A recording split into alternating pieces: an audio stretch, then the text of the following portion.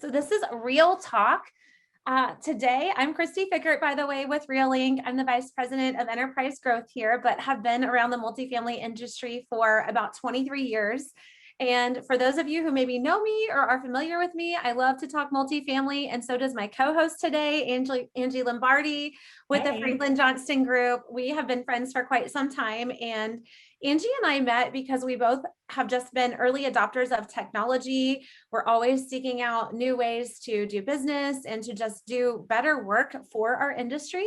So I thought she would be the perfect co-host for this webinar today. And she is always on top of it, has great insights, is always doing something new, but she's applying that to her entire portfolio right now too. So she'll have some really great case studies and real examples that she can share with you that you can go back and implement pretty quickly. Nothing today that we're talking about is incredibly expensive or hard to implement. It's just starting to do that. But this series, this is the first in a 3-part webinar series. And this one today is Real Talk. We like to keep it real here at RealLink.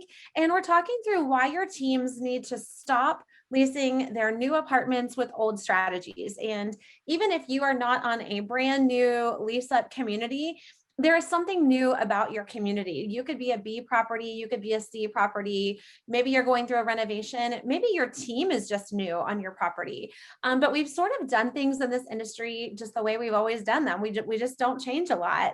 And the past year has forced us to do things a little differently. And now we're on the other side of that and want to talk through how we can use those technologies to just better what we're doing going forward. So we're going to jump right in. Angie, do you want to just briefly introduce yourself? I let them know how insightful you are and you love to embrace innovation, but maybe just a little more about your background. Sure. And I think, thank you for that intro, that lead in. I think you're giving me a lot of credit. So hopefully I live up to it today on this webinar. But everybody, I am Angie Lombardi. As Christy said, I'm VP of Marketing with the Franklin Johnston Group. So we primarily manage and own communities on the Mid-Atlantic, East Coast, and down to South Florida. And so I head up all of the marketing for the communities as well as our corporate brand. I came from the vendor side. I've been in multifamily since 2008. So while I haven't ever worked a day in the shoes of a leasing professional or a community manager, being a vendor in remodeling and then in advertising and marketing, I've been on a property before I started this job. I was on a property literally every day for 12 years, working anywhere from with maintenance teams to regionals to leasing consultants and property managers, depending on the job I was in and the needs that they had. So I've been on property a lot, and I've talked to every different position within multifamily, I feel like. So hopefully, seeing things from a different perspective, I've been able to glean some different information and put that knowledge to work here at the Franklin Johnston Group. Absolutely. And I love, that's one of my favorite things to do, is to look at what these industries around us are doing and thinking through how can we apply that to multifamily. And it doesn't always look exactly the same. I mean, you can't beat Amazon. We're not trying to beat Amazon. Nobody can beat Amazon, but we're just trying to look at, these players in the world and see what are they doing and how can we apply that to what we're doing to make life easier for our prospects and our residents. So let's just take a quick peek at what we're going to cover today. We're going to look at how those strategies have shifted. This past year was a catalyst, but it's been shifting slowly, but it has been shifting over time. Easy ways that you can take your marketing up a notch, and then how you can use video to gain an edge in your market. So now I'm hearing it all the time, Angie. I don't know how it is in your market, but numbers are up, traffic is up, offices are open, and yet we're still struggling with the same things that we've always struggled with. It's time, it's being able to manage the volume of those things and all of the other responsibilities that we have. So we're going to show you some ways that you can sort of cheat the system a little bit and get better numbers, but with putting in less time, which who doesn't want more of that in their day? So if we take a look at just what's happened pre-pandemic, pandemic, and then post-pandemic, and this is the last time I'm going to try to say this word in this webinar, because it is just, I think we're all done hearing this word, but it is incredibly relative because it did influence what we're doing now with our marketing. So pre-pandemic, new technologies were, infiltrating the market, the multifamily market. But what we saw, and I'm so curious, Angie, to see what you saw, we saw very long vetting cycles. So it took companies, if there was just one new technology, let's say chatbots, they entered the market a few years ago. Chatbots enter the market. People are curious, what's happening with these? How can they work in multifamily? But it took people a year, 2 years, 3 years, and we still have people who they're not utilizing that type of technology today. It's just a very long vetting cycle. There's a lot of bureaucracy in multifamily that you've got to cut through a lot of red tape. You have to take it to the higher ups. You have to convince your owners that you want to do something. And then even when you did maybe get approval to implement a technology, it probably felt really disconnected for you, or what I call manual automation, which sounds like an oxymoron. But you were using this automation. So let's say maybe you implemented a chatbot, but maybe it wasn't necessarily connected to all of those other marketing things that you were using or your other marketing systems. So maybe it wasn't connected to your CRM, or maybe it wasn't connected to your lead management tool. And so you were using this and you had some automation, but it really was a bit more siloed than what it could be today. Angie, curious what your thoughts are on that pre-pandemic Yeah, adoption to technology. yeah, I definitely have some strong feelings about this. As you kind of alluded to before, multifamily was always a little bit slower to adopt technology or even change than some other industries. We've always done it a certain way. That's how we're going to do it. We're going to have a paper guest card. We're going to, make people come in person to do tours and all of that stuff. And the pandemic definitely, and I hate that word too, I'm so sick of it. But the past year and a half really changed that. And where before, like you said, there was this long vetting process, you had to convince owners, we need to implement this. And they didn't really feel the need. They felt the need. They said, how Right. are we still going to lease apartments? And I could offer them up this platter of, a couple different options, a chat bot or a lead engagement tool on our website or a video, and have 3 or 4 different ways to show we could do this. And oh, by the way, I've been telling you about this. Now can I finally pull the trigger? Right. Luckily, some of our owners had already let me implement some of that. So then I even had data to show, hey, we're actually already doing this on some properties. Please let me do this for yours. So yeah, I think it helps to move decision makers along. And Yeah, what I especially saw, when you go can ahead, sorry. pilot that, especially when you have a pilot already in place, or you already have some data to back up the things that you've been trying to implement for maybe another owner group or another set of properties. Yeah, I agree. And I think what I saw during the pandemic was there was a lot of pivoting. We had to pivot very quickly. Like you said, Adaptability. we had to get something in place so that we could keep our businesses functioning and operating, but it was more of this survival mode. So we went from pre-pandemic of vetting everything for a really long time and maybe still not pulling the trigger, to then during the pandemic, we just sort of layered on everything. And there was very little auditing of those systems. It was, okay, let's do this and let's try that. And now in post-pandemic, this is our opportunity to really refine the skill sets and to take everything that we learned during the pandemic. Some things worked wonderfully. Some things we maybe need to adjust a bit. We have time now to go back and audit or to perfect those. I call these our newfound tech abilities. We have new technology abilities that we didn't know existed pre-pandemic. Right. But now, so during the pandemic, we just did anything that we could and we did it very quickly and there was very little vetting. And now it's our time to go back and say, okay, what worked and how can it continue to work for us? So that's what we want to talk through today.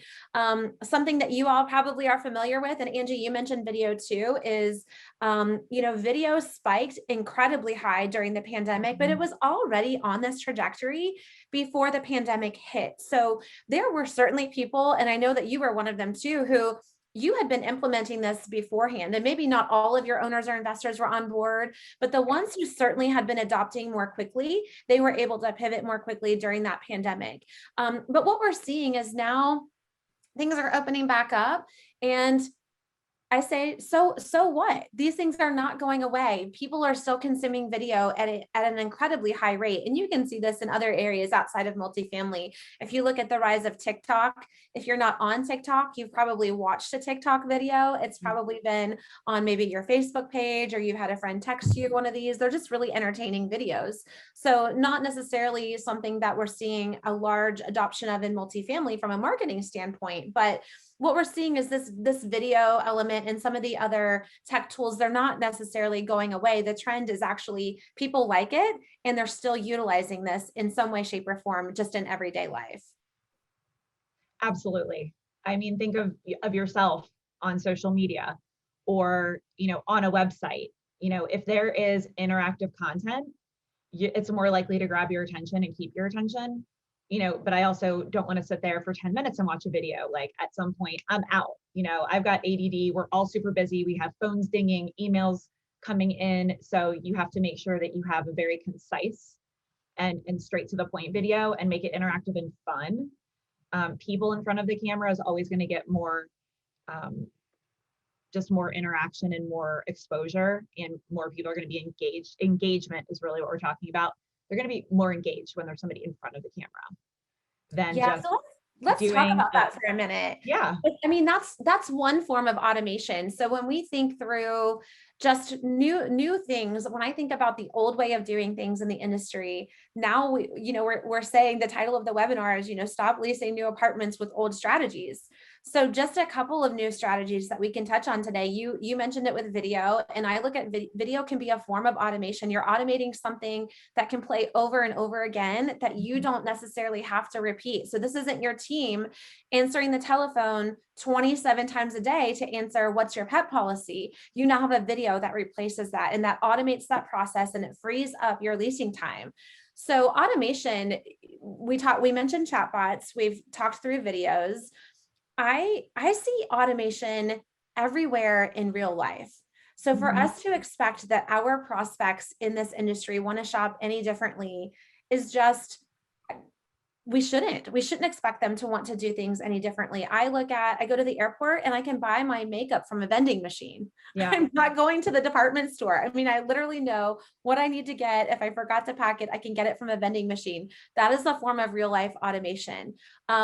Looking at if it was a big year of Netflix and, streaming videos because we were all home, and those recommendations that Netflix makes to you, here's what you should watch next. It's personalized, and they're automating those recommendations for me of what shows or what movies or what series I would like. Technology in your home, a room, if you have a Roomba vacuum, that's a form of automation. So taking all of those things that we're already using, and those of you joining us today are probably using these in real life as well, but how can we take that concept and make it work better for multifamily and make it feel more connected and give those people that better engagement and the better experience? So when I think through automation for multifamily, I think about the chatbots. Email marketing and email drip campaigns is something else I know that you have experience with. Yes. And I like them and I don't like them. Email drip campaigns I like. I should take that back. I don't always like the ability for our team members to be able to just mass email. Right? Yes. An email drip, that's like the old way, right? And follow you through your process, right? We want to target the prospective renter at the right time with the right message. And we can do that with drip campaigns and retargeting ads and stuff like that, because we can follow them creepily throughout the internet and, kind of figure out where they are in their search. But going back to the email drip campaigns and stuff, a mass email is great if you want to tell somebody about restriping the parking lot. A mass email to 200 prospects telling them that you have a special can be great, but what I've seen is then teams overlook the fact that maybe somebody responded to that and said, well, we want to come see a 2-bedroom. Well, then the next email they get is another mass email 3 days later about another special, or an open house or something. It's like, but you didn't even answer their personalized. So I don't like getting away from that. You have it on your screen. I didn't even just realize it. Personalization, right? Automation is great, but we can't get away from that personal contact, whether that's on video, whether it's through email, whether it's through text. Yes. You still need That's, to yes. So listen to what they want. You can't sell something to someone if you don't know what their needs are. yes. And personalization, guys, like personalization is not adding the person's name to the email blast, Right. right? Just saying, hi, Christy. And then you're giving the same message that you've given to everyone else. That is not personalization. Personalizing is really customizing it to what they were looking for, to their wants and needs. Again, going back to that Netflix example, Netflix is not showing Angie the same TV show recommendations that they're giving to me. They're basing it on what I've historically been doing with them, or activities that I've been doing on their website. So if I'm visiting the Netflix website, they're basing it on my behavior. They're basing it on how often I log in and watch. That's something that we can do in multifamily really easily. There's a tool, heat maps are something that you can add to your website. And this tells you what the people are doing on your website and how they're behaving.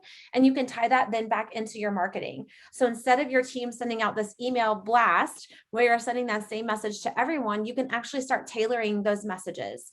Something else too is personalized triggered emails. So what you're talking about, Angie. So, an email is going to go out to that prospect based on something that they do. So if they click on and look at, let's say, a 1-bedroom floor plan on your website, and then you have an email ready that's going to go out to them, and it's going to be really specific based on 1-bedrooms. And if you maybe collected their move-in date, it could also be speaking to how quickly they need to move in, or, if they're looking a little further out, that can be personalized and customized. But emails that are personalized to that extent, they perform 3 times better than what I call the batch and blast, where you just have your batch of people and you're just going to get a message out to them as quickly as possible. So that personalization is what really gets your numbers performing better. So before you buy more advertising or spend any more money trying to drive traffic, go back through your entire marketing stack and try to get these things right. If you have a chatbot, I go back to that kind of technology. Are you really looking at and reviewing the responses and the keywords that people are using and then responding with specific content? Or are you giving them the same answer that you give everyone else? Are you sending them a customized, personalized video of a 1-bedroom apartment that they were clicking on and interested in? You can do this, and the technology is available in our industry today for that. Something else on this slide too is just an interactive experience. You're probably, again, seeing this everywhere you go, whether it's an Instagram moment, whether it's self-service tours. If any of you did self-service tours during the pandemic, if you're still doing this now, that is an interactive experience where they're coming on their own. They are opening cabinets and drawers and turning on the shower head. That's very interactive compared to, what a standard tour is in the industry. But something that you can do to layer in all of these different things is, if you take it from the top, let's think about someone visiting your website, and you maybe have, you could have a calculator of sorts on your website. So let's say they're looking at rental rates. We know the next thing that people do with multifamily websites after they hit your homepage is they visit your floor plans page and check pricing and availability. That's just, they don't go to your sexy photos first. They're not looking at that. They want to know, what kind of floor plans do you have? Do you have what I'm looking for? And how much is it going to cost me? But sometimes they have a roommate, or sometimes they want to, break out that cost over what's it going to cost over the course of a year, or what is it after I add in my utilities? So could you have some kind of a calculator on your site that lets them play around with the pricing and these different things that they maybe need to calculate? That would be automated. So that's layering in some automation to your website. It's also making that experience more interactive. They're staying on your site, they're doing something on your site. And then from there, you can actually collect information from, so let's say you have a calculator of sorts on your website. This is just something I'm brainstorming. But you have that calculator, you now know what they were doing with that. Or quizzes are really fun. You probably see these on some other retail sites that you visit, or if you are just seeking out education outside of the multifamily industry, there are all kinds of quizzes that you can set up on your website. As people take that quiz, what that's doing for you on the back end is then you're learning about what they're looking for, what they want, which company they work for. And then again, you can tailor the information that you're sending to them through, let's say, an email campaign, and you can personalize it. So these all sort of layer in together. Do you have any other examples, Angie, of automation, interactive experiences, or personalization that's worked for you all? Yeah, so with two recent lease ups that we did during the pandemic, we used a touch tour, a touch screen, huge 56, I think, inch TV in our leasing offices so that because once we did open back up and we weren't closed for very long, we did a lot of things just by appointment only to keep social distancing and all of that. But so we had these big screens and where you could go in and you could go through your photos, you could go to the amenities, you could go to the floor plans page, you could click on, I want a 2-bedroom. Okay, where are they available? They're on the second floor and the third floor. You could see what view you would have, all of that. So if all of the team members working at the community were busy, they could kind of walk through this process themselves while they waited for someone. So they weren't just sitting there stagnant, staring at HGTV or whatever we had on, Animal Planet or whatever. So that was an interactive, very interactive. And then we had a similar format on our floor plans page on our website. So you could filter by price, by unit type you wanted, and then it would show you where in the community those were located, what floor of the building they were on, and give you all the details. And then you could click in and see the floor plan itself. So that was a really good way to walk people kind of through that journey. And then yes, the cost calculator, also floor plan matching, where similar thing, if only 2 of our communities used my previous example. So for some of our other communities, we have floor plan matching where, again, you put in your filters like you would on an ILS and it says, here's the best answer. Here are the 3 floor plans that fit your criteria. So that makes it easier, and a more informed prospective renter and customer is going to close easier because they have more information. And Yeah, also really, and I love that. I That's exactly what Netflix is doing. That's exactly what they're doing. I think we just have to think about it as the path of least resistance. Like, how do we get the most information in front of our prospective renters, but also still have that personalized touch, but pay attention to what they're looking at. Read your lead detail form that you get from an ILS or from Perk or from whatever, if you're running retargeting ads, look at your Google Analytics. What are people looking at? What do they want? 1 week the demand might be 2 bedrooms and 1 week it might be 1 bedrooms. And, we look at it every other Monday and say, okay, what ads do we need to change? What verbiage do we need to change? Because now we have a huge bunch of exposure on 2 bedrooms in the next 60 days, but not 1 bedrooms. Well, a couple of weeks ago, we needed to get rid of some 1 bedrooms. So you need to make sure that you're constantly paying attention to that. And it's a lot. It's a lot to keep. It is a lot. And that's where automation, something too, I hear this really often. And I love to just get out in front of it because I hear it a lot in these online discussion forums that the bots are taking our jobs. Automation is taking our jobs. There aren't going to be leasing jobs anymore. The whole on-site team is going to go away. They're not going to need us. And I don't think that at all. I think what automation and technology does is it helps us do our job better. It helps us win more business and it helps us do that faster. Right. So we don't have to hire more people. I'm hearing again now that volumes are back up, numbers are up. People just don't have enough time in the day. And so it frees up your time so you can do a really great job at the things that you probably like doing better anyway, which is that human connection and meeting people. So that brings me into the next thing that I wanted to talk about. This was so interesting to me, but this really, again, I think fits with the theme of the content of this session today of we have to do things a new way.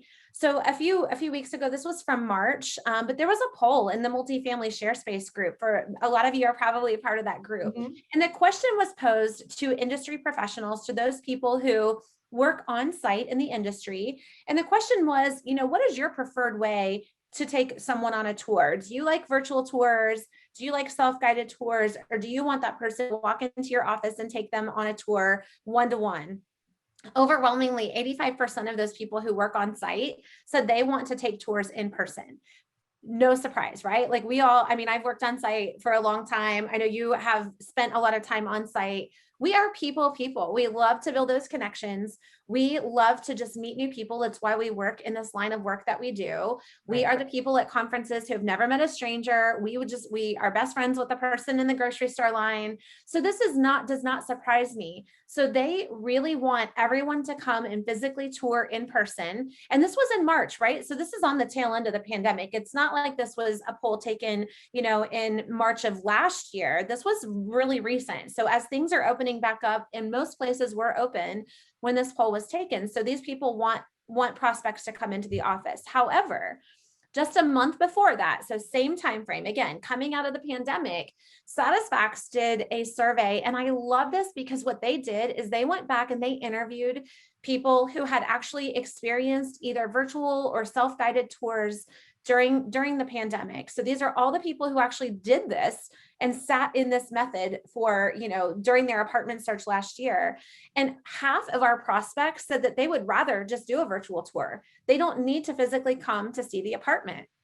But we think that we need them to come into the office to tour.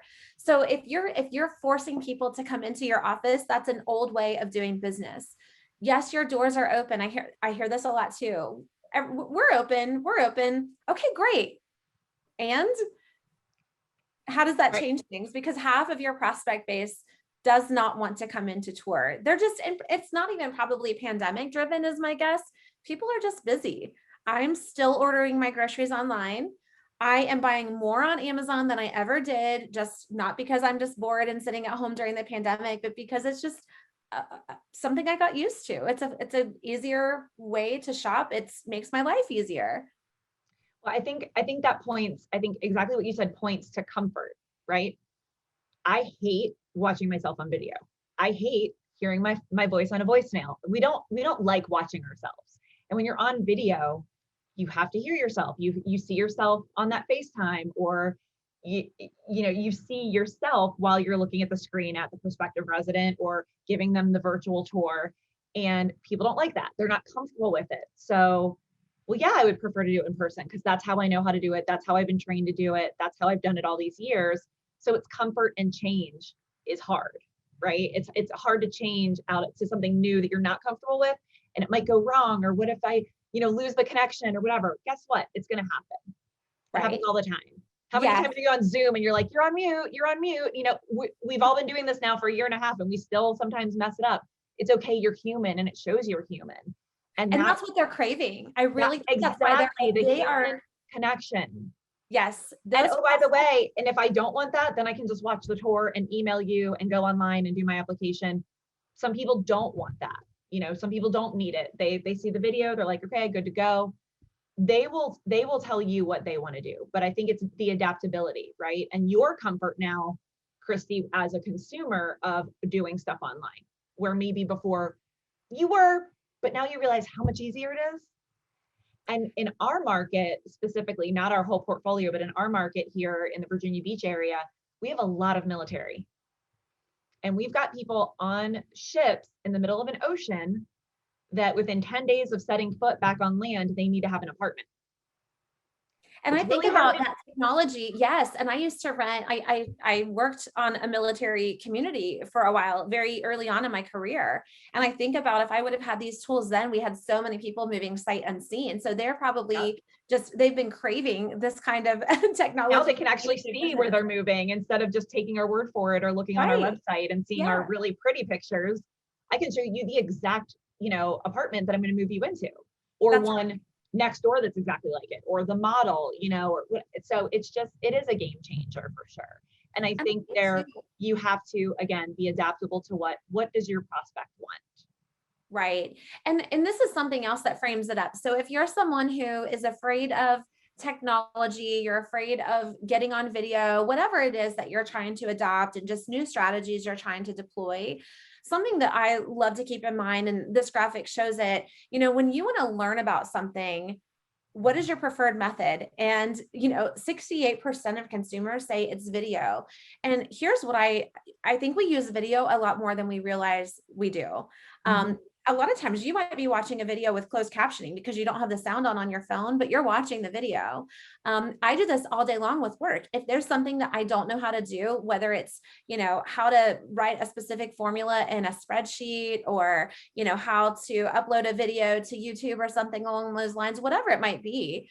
I am not going to Google and searching that and reading a long article about it. I'm looking for the 2-minute or less video that shows me how to do it. At home, if something breaks, if I'm trying to put something together that I've just bought, I'm not going and getting the instruction manual out of the kitchen junk drawer. I'm going to open the tab on Google, and I'm going to search and find a video of someone who's showing me how to do this. It's just faster. It's visual. Most of us are visual learners.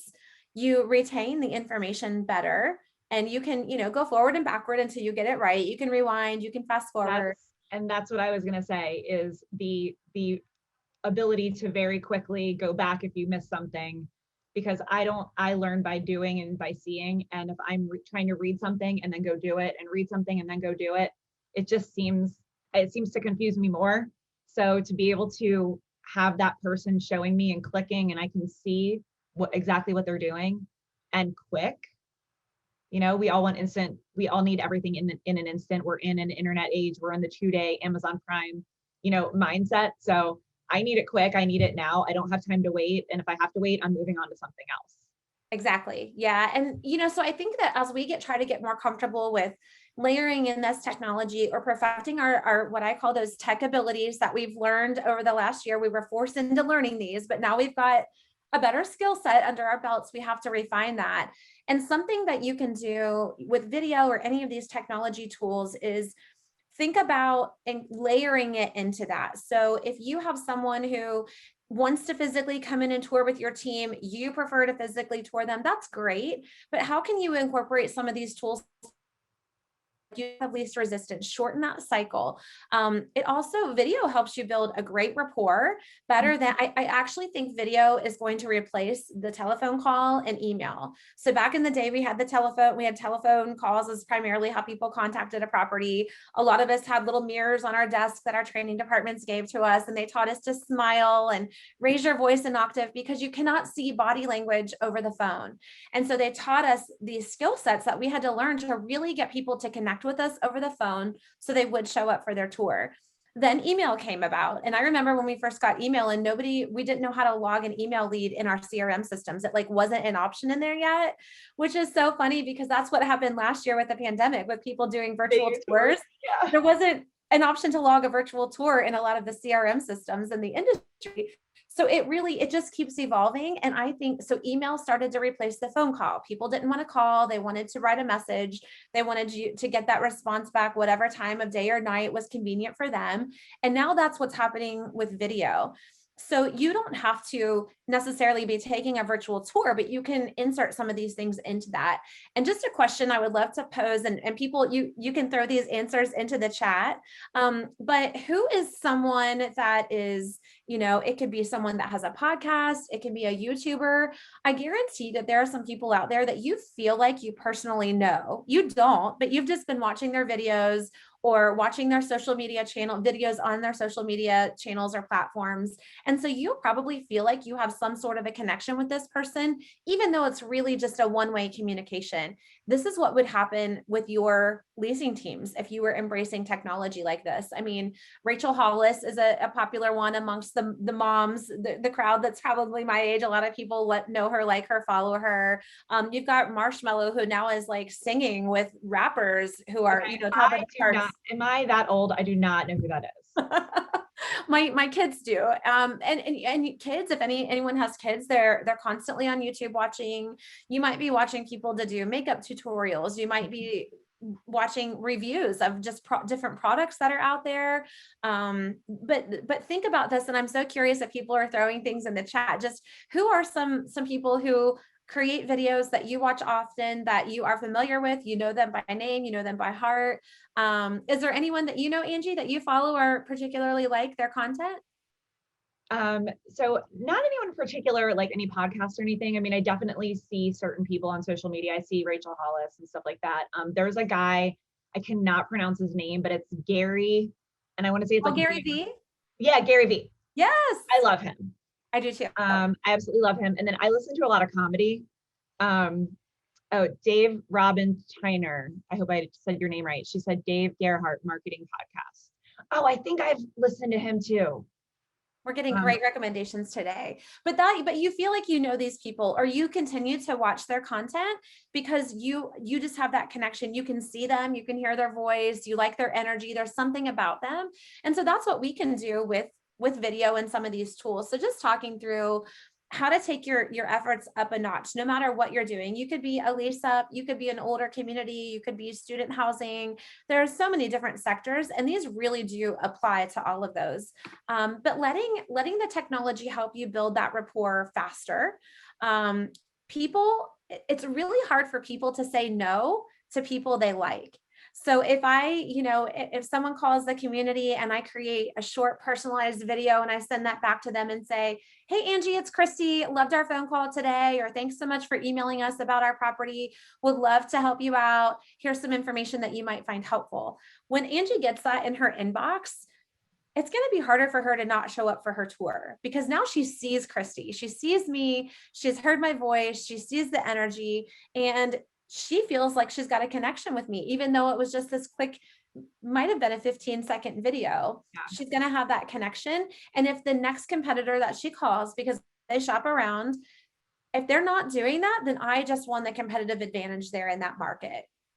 Well, Something, go ahead. sorry. And I just think, again, we talked about personalization, right? We talked about, being able to pivot and being adaptable. And like you said, people buy from people they like.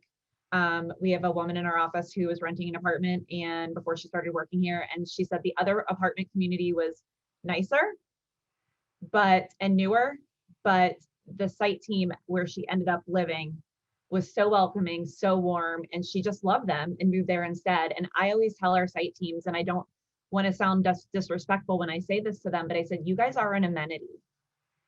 Even if you don't have a sparkling swimming pool, you don't have a state-of-the-art fitness center, you are an amenity. The service that you provide and the care that you show when you're trying to help somebody find a home, which is obviously a third or more of their income every month, where they raise their children, where they come home from deployment, this is an important thing. And the way you show that you care and the service that you give them is going to stand out above granite countertops or a state-of-the-art fitness center. So I think that's really important as well. That is so spot on. I love that your people are an amenity, and mean that in the most endearing way, Yeah. because they really are, and the most important one. Yeah. But they feel guilty. They don't want to let you down. Once they know you, they want to show up, and we probably see residents doing this with us all day long. And so you can use video to build brand awareness too. But one of the things I think that has also happened with all of this technology through the last year is, pre-pandemic, people were making a short list of about 3 to 5 properties that they would tour in order to narrow down and make their renting decision. Now, I would say we're lucky if they're going to tour 2 to 3 of those. So Agreed. before, you were trying to make your job as a marketer or a leasing consultant, your job is you just wanted to be in the top 5 for that prospect so they would come out and tour with you. Now you really have to be in the top 2 or 3. So these are the little subtle changes that you can make that really can get them to tour with you, even if they're still coming in person. You have to build that rapport faster and earlier before they ever walk through the door, so that they do end up walking through your door and taking that in-person tour with you. I wanted to talk through some ideas and other ways that you can layer in video and some of these technologies. So building brand awareness, we touched on construction updates. So if any of you are on lease up properties, or I did so many lease ups. Yes, lease ups back in the day. And I'll tell you, you don't necessarily have to take these large tour groups through your, construction building, your development when it's under development, because your construction crews hate that. Your general contractors don't like it. It disrupts their progress, right? And they're trying to deliver the project on time. But the other thing is your risk management department will love it if you're not having these big groups of people walk through your construction site. So now you can do it with just a leasing consultant walking through the property, or the marketing director and taking that tour, and you're recording that, and then you're just sharing that out to the masses or in custom personalized emails. Yeah, we would do that with our lease up, our market rate lease up that we did. in Virginia Beach this past year, I would take little snippets and say, post to social media, can anybody guess what this space is going to be? Oh, that's so Or fun. here's a dusty boot tour. Sorry, there's still, there was still stuff on the floor, the appliances weren't in, but just giving them a sneak peek of what the community was going to look like once it was, completed was really fun for me. And again, it's one person or the manager that was going to be taking over that community once the office opened and was helping with the pre-leasing, or doing the pre-leasing, I should say. She would go out and just take different tours to send to people, say, hey, this is the one. Do you want this one? This is going to be your view. And that's really nice to be able to show too, is, hey, this is your view, or this is how close you are to the dog park, or, to the elevator, or whatever the case may be. So construction updates, reno updates, we would do that. We'd have stuff torn apart at a property. And I'm like, we're getting rid of that old gym, like, coming soon, state of the art, fitness center, or, your brand new resident lounge with, it's going to have this, this, and this. So really making sure, and I know we're running short on time, but I have to say this before I forget, make sure your online, I call it your online curb appeal, is good. Because as Christy said, people are looking online now and giving a short list of 1 to 3 properties they're going to look at. And they may make it in person, or they might just want to do a video tour. So you really have to make sure that your online curb appeal is good. Check that Google My Business listing all of the time to make sure it's up to date. Definitely add posts to Google My Business. It's super easy, and it keeps your posts right under your listing instead of other properties kind of being listed under your community. They'll be further down. And so short little videos is a great way to do that. Google Q&A. Again, talking about trying to cut down phone calls and what's your pet policy? Do you have any 3 bedrooms? What amenities do you have? You can ask your own Google Q&A questions and answer them so that people see them, so they're not continually asking the same questions or calling your community and taking up your time asking the questions that are probably answered on your website, but they're not looking. Yeah, no, I love it. And I think that there are so many things that the video can do, it can answer those questions for them and give the team back their time. So I'm curious too, you all throw this in the chat. How many times do you think a prospect on average visits a community before they end up renting? What do you think it is, Angie? Do you have any, I don't know if you have any data on that, but how many times do you think the average prospect visits a community before they end up renting? Oh my gosh, now I don't know. Before I would have said probably 3 or 4, but now I'm wondering if it's probably 1 or 2. So it's actually 2.8. So let's round that up to just 3. And if you imagine every time someone's coming out, it's probably a minimum of 45 minutes that they're there, maybe an hour on average. And we all know that every now and then we get those 3-hour tours, right? The people who they're never going to leave and you can't get on with your day. So also using this technology, using video to just shorten that. We're not saying that these people don't need to come out at all, but have them come out and visit once and take up 45 minutes of time.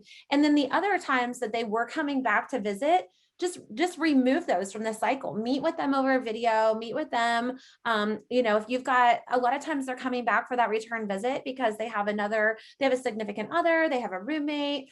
In student housing right now, you guys are probably busting your behinds. I know it's your turn season, but you basically do 3 times as much work as what conventional sites do, because you take the student on a tour, then you take the roommates on a tour, then the parents have to come into town and take a tour, where a lot of that you could probably eliminate if you layered in these technologies. So we just have to be really smart about what we're automating, making it interactive, and then personalizing it like we touched on before.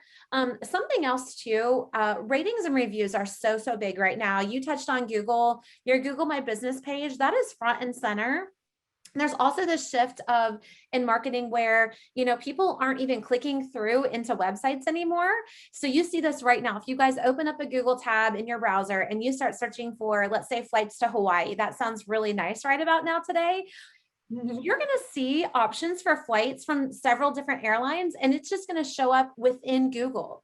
It's not going to be over in Delta's website or in American Airlines website. It's all right there showing you in Google. Here's the price. Here are the flight times available. And so they're getting a little, I don't want to say lazy, but it's the path of least resistance. It's just the easier way to shop. So making sure that your Google My Business panel is updated, that you are filling that with fresh content, it helps your rankings, but people might not get all the way into your website. That's just how their attention spans are so short.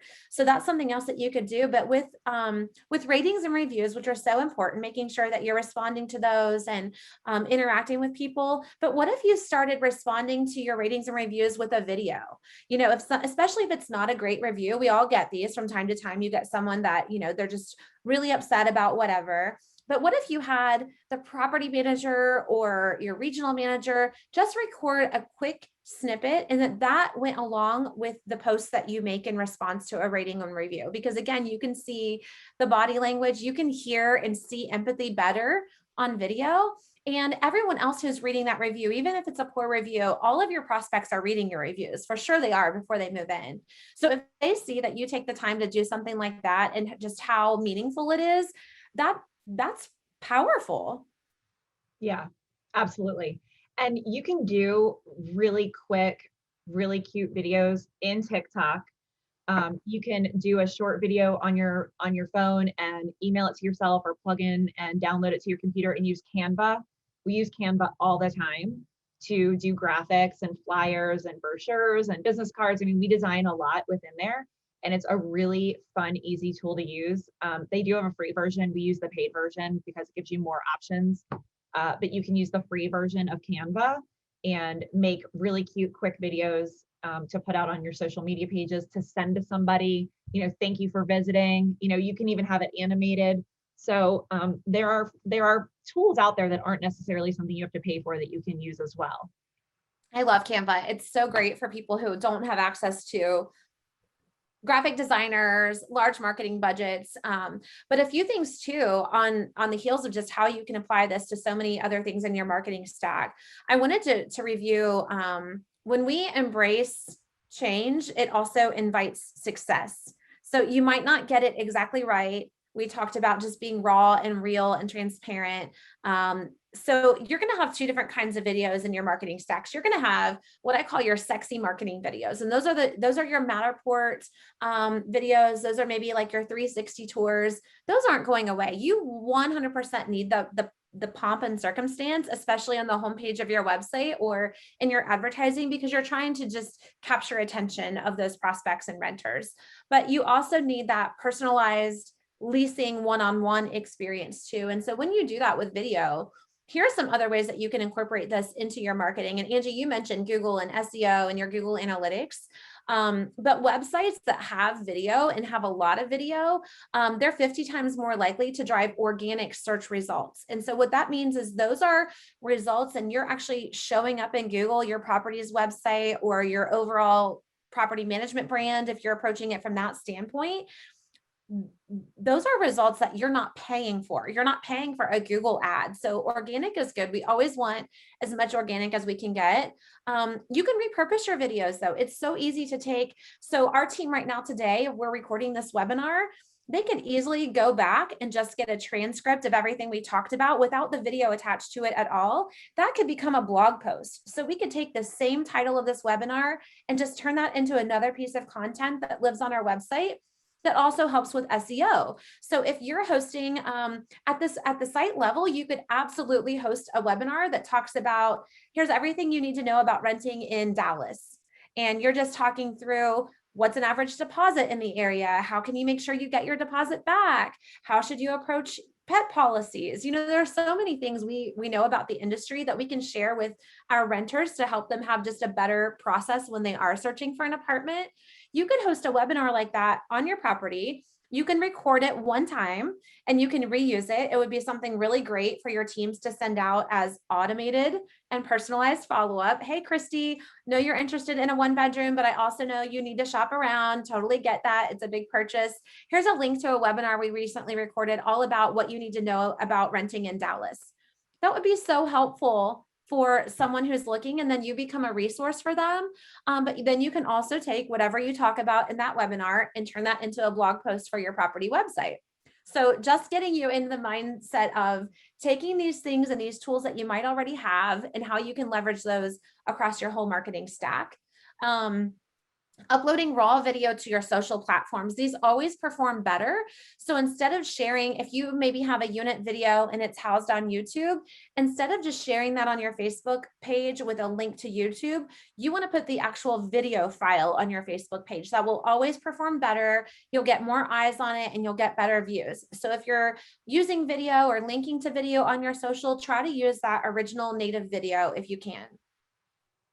Sharing it in your email campaigns, that always gets better engagement. And if you put the word video in the subject line, your emails will almost always start performing better. And you can play around with your subject lines, but people, again, they don't like to read. We have short attention spans. It takes too long. We just want the quick micro learning moment with a quick video if we can get to that point.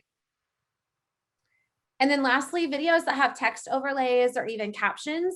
This is a lot of what we're consuming because sometimes we're in places where we can't have the volume on our phones. You know, you're waiting in the doctor's office, but you're scrolling and you're reading. So you're watching videos, but with these captions. So this also helps with your SEO.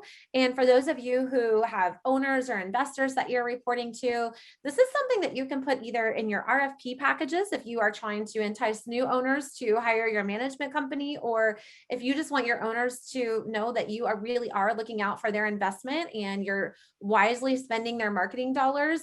You could over time reduce what they're spending on advertising for your community by applying some of these principles to your marketing stack. So you may already be using video or chatbots or any of these other tools, but just make it work a little harder for you.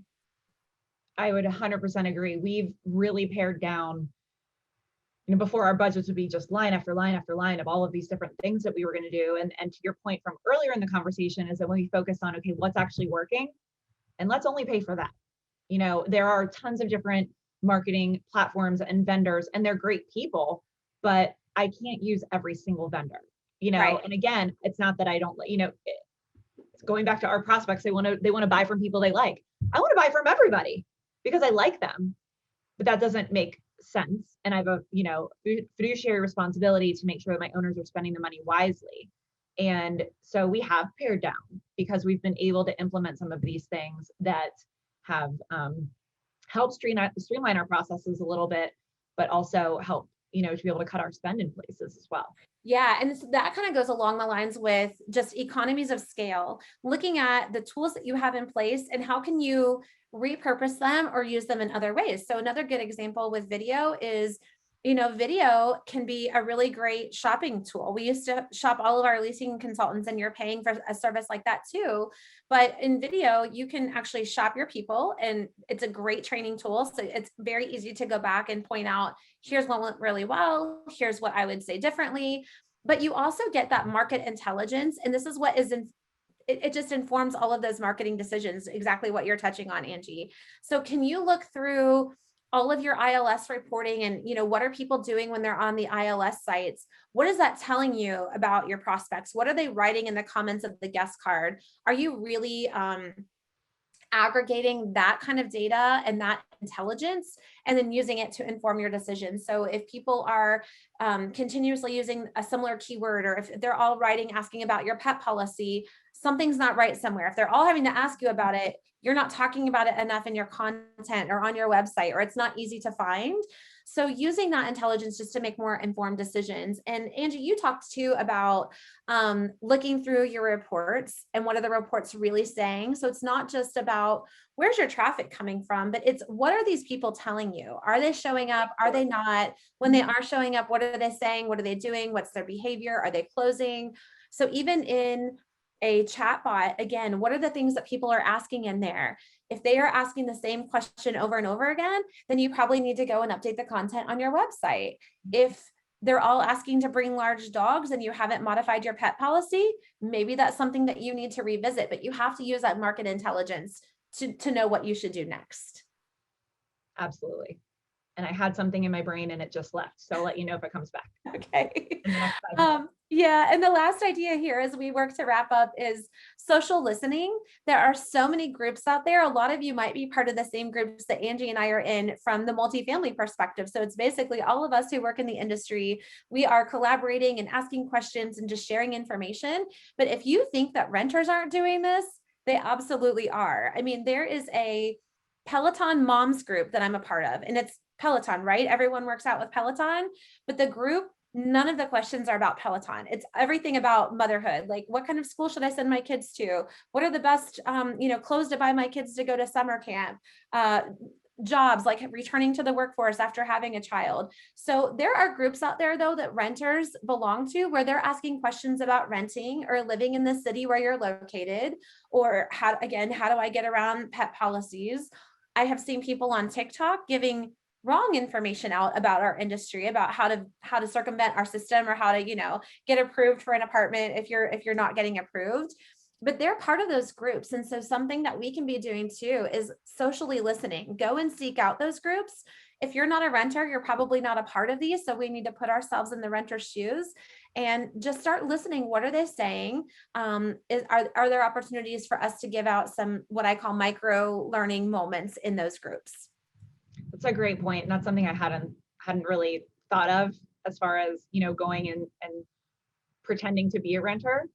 Because I'm not anymore, but I used to be. And I talk to, some of my team members that are younger, that are renting or are looking, or, they don't even have to be young, but, just, I like to hear different perspectives from, male team members that are in their 20s, with, female team members that are in their 20s, because I'm in my 40s now. So it's like, I might have a totally different perspective, and they open my eyes to things that I might not think of. So just because we're in the industry doesn't mean we know everything, and we don't know what it's looked like on the outside. And I remembered two things I wanted to say. One is, we also, in talking and personalizing and sending out these videos and emails and even talking on the phone, we have to remember, I hear people all the time say, well, I have a couple on notice and blah, blah, blah, and da, da, da, da, da, and availability. And we use jargon for our industry because we know it.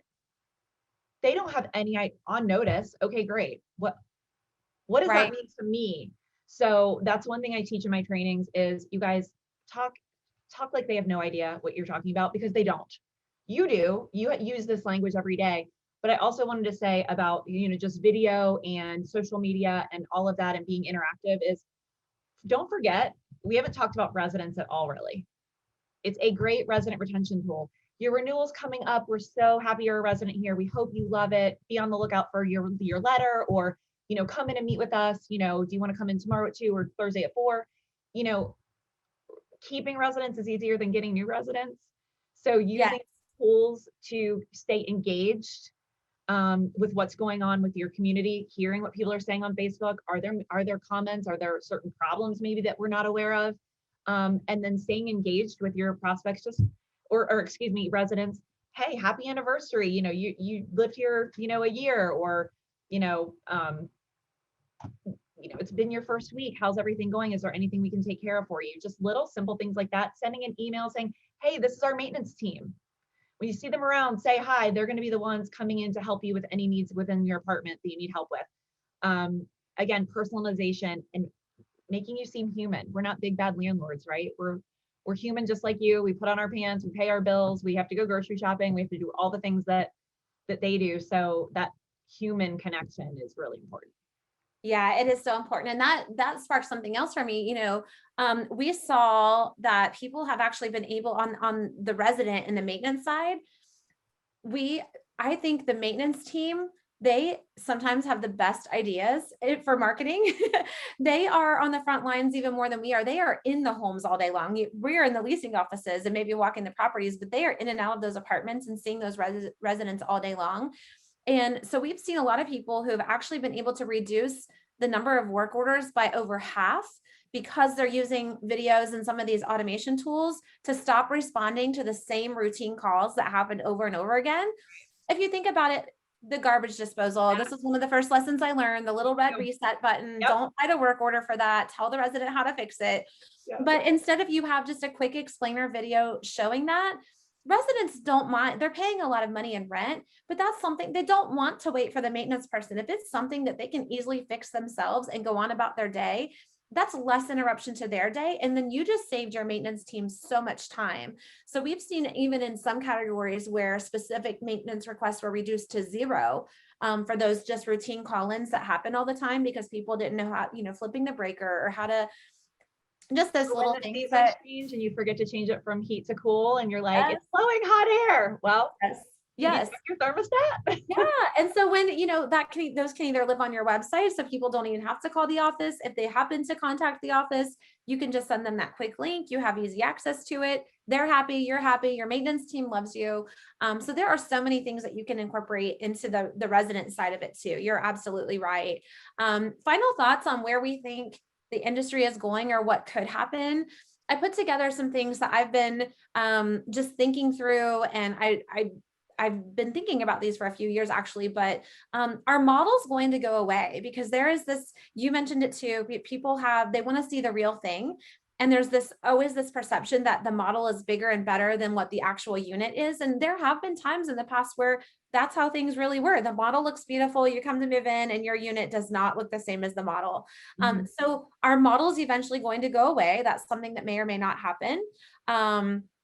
Apartment locators, do we move to a more centralized leasing setup where, if you've got a concentration of properties in one particular market or neighborhood, could you have, one leasing team essentially acting as an apartment locator, like what we used to have back in the day, and they're touring prospects through multiple properties. They're not just housed at one property and working out of one office, but again, you're utilizing those economies of scale. Are you all doing anything like this? So I have thoughts on this. I hope we don't get rid of models. I mean, a lot of our properties don't have models because a lot of 70% of our portfolio is affordable. But I love having a model because typically with us, if we don't have a model, we're moving people in and out so fast that if we need to get pictures, if we need to get a Matterport tour, if we need something, it's just not available. So I like having that extra option. Apartment locators, it's something we've talked about, making a centralized team. I forget exactly the way we were wording it, but and to a point earlier about automation and not taking jobs, sometimes we don't have enough people applying to fill the jobs. So it's not even we want to take away jobs, it's we need to find ways to do the same job with less people. Right. Well, and that goes back to the average person's visiting 2.8 times. And so if you are having a staffing shortage or hiring issues, which everyone is right now, some of these tools can help you fill that void and fill that gap. That's a great point. Yeah, and so I think a regional or a leasing team specializing in a certain area, a certain city definitely makes sense because again, depending on your occupancy, you might not have a lot to show, you might not have a model. So let's utilize them where they're needed versus them sitting at a community. Certainly you're always busy and you can always find something to do, but I think just using your time more wisely and being able to allocate resources where you need them versus just this is their property and this is where they sit. Right, right. Reallocation of marketing budgets. This is, people are taking a long, hard look at. Traditionally, our spend was incredibly heavy at what I call the top of the funnel. So we spent the most money on advertising dollars driving traffic, but we didn't pay a lot of attention to the rest of the funnel. So when the prospect is, they found you and a few of your competitors, but they're still looking, they still need some convincing, haven't quite made their decision yet. And then on down the funnel through to when they start transacting with you, whether that's through a chat bot or emailing you, or until they finally make that final transaction and move in and become the resident. But just making sure that our marketing spends are more in line and are more equitable throughout the funnel, not quite so heavy at the top of the funnel. I've already seen this starting to happen, and I would encourage anyone who's writing their budgets this year, the spend further down the funnel gets cheaper too. So whatever you're buying at the top of the funnel is usually your most expensive lift as far as marketing expenses go. So the more that you invest and focus in bottom of the funnel, it does work its way back up to the top, but you can probably cut some money out of your marketing budget by applying that practice.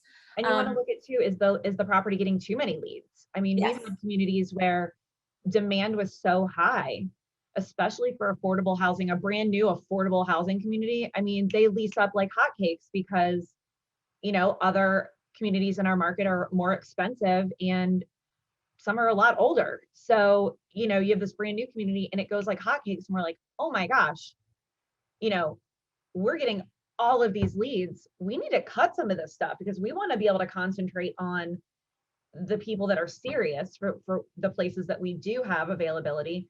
I'd rather my teams focus a lot more on 30 leads and move half of them through the funnel to lease than 150 leads and lose half the people through there. And then you end up with 5 leases, so Right. quality versus quantity. And sometimes we just cut because we're like, we don't need all this traffic and we want Right. to focus on the people that are serious.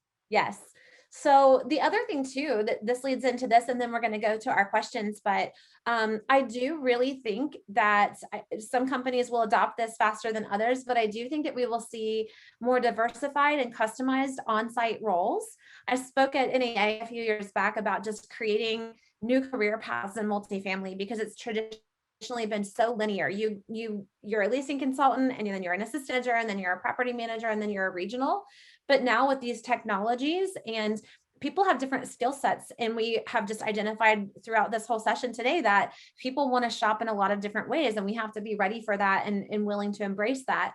So what I think that we could see happening on site, instead of, you've got 3 leasing consultants and a property manager and maybe an assistant manager, is you've got 1 leasing consultant, and you might have a content specialist that this person is on site, right? So this is the person who is creating your videos. This is the person who might be handling some social media from the property level.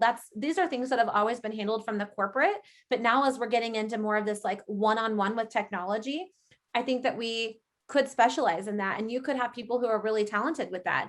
You might have another on-site person that's focused on the marketing of the asset from that level, from at the property level. But however that shakes out, I do think there is some room for people to become a little more diverse and customized in those on-site roles, especially as technology sort of fills some of those gaps again. Absolutely. So we did really great, because I know you and I could talk all day. We are a tiny bit over on time. So thank you everybody for sticking with us. But I like to say that questions are catalysts. Questions are not bad. Questions help us. It's like objections, right? Like it's a buying signal. It helps us just gather more information and feel better about whatever it is that we're talking about. So happy to open it up for just a few minutes to answer questions. I'm going to stop sharing my screen. Yeah, this is good. And I know, and Karen, I love your comment. Thanks for joining, by the way. I haven't seen her for a while. It's good to see you joining. Thank you for that. But she's talking about how her Google My Business is getting more traction, or it's getting some traction compared to her website. And it's absolutely something that to keep an eye on, not just with your video content, but making sure that your team is posting there just as often as they're posting to social. Angie had the great idea about the Q&A with that one too. Something else I wanted to say too is, when Karen's comment about Google My Business just made me think of this. When you're implementing these different strategies and these different layers of marketing, make sure, please look at your website on your phone. 75 to 87% of our prospects are looking at our websites on their mobile device. Most of them on an Apple iOS, a Safari rather. Or their Google on their Apple device. So we had it where we had chatbots and we had Perk and we had this and we had that, and everything was popping up. And I was just like, whoa, that is way too much going on a screen this big, right? So if you have this in front of you and you have 4 different things popping up, which I have a lot of notifications right now, it's very overwhelming to the prospect, and they could bounce, right? So definitely take a look at when you're implementing these things and they're on your homepage, that you're looking at it as the prospect and say, is that overwhelming? Is that too much? Would I know where to go? Because again, it's the path of least resistance that we want. Yeah, agreed. So one other question that came in privately is, if people are using mainstream tools for video, for example, what would they be missing out on by not being multifamily specific? So I can speak to that quickly, and then Angela, you probably have some thoughts too, because I know you've experimented and you mentioned TikTok too. I would say the biggest thing that I noticed with people, and I've seen everything, right? During the pandemic, again, we all pivoted so quickly, but we had people using FaceTime, which that is, Apple devices only. So you're automatically cutting out people who might be Android users. If people are using Zoom, which Zoom is a great tool, that's what we're using for this today. but you are not getting marketing insights and you're not getting data and analytics behind that. So then you don't know how many of these meetings did your team have. You're relying on your team to manually enter some of these things. There's no automatic recording sent to them afterward. That's a very manual process. So if you want to send a copy of that meeting that you had with the prospect over Zoom, if you want to send that to their significant other or share it afterwards, you don't have some of those capabilities. We talked today a lot about data. I mean, that's how we make our marketing decisions. It's how you guys are going to write your budgets for next year. So those are two of the things I can think of. And then still on the same thing of the path of least resistance, if it's something that's easy for your team, is it also that easy for your prospect? So again, with Zoom, if you're using Zoom to meet with prospects, that requires your end user, so your prospect, to download an app. They have to download Zoom to their phone, and it's something else that they have to do. It's another step that they have to take. They might have to enter in what do you call it, the passcode. Yeah, you have to enter those things in. So it's just something to think about. Sometimes things are really hard for the leasing team, and sometimes they do have too many things to log into and they have too many systems to keep track of. Other times we have things that are really easy for them, but then it's not that same experience on the end for the user, like what you're saying with the website tools on a mobile device. So I think that's probably, those are some of the bigger things that you're missing out on, are, your analytics, your tracking.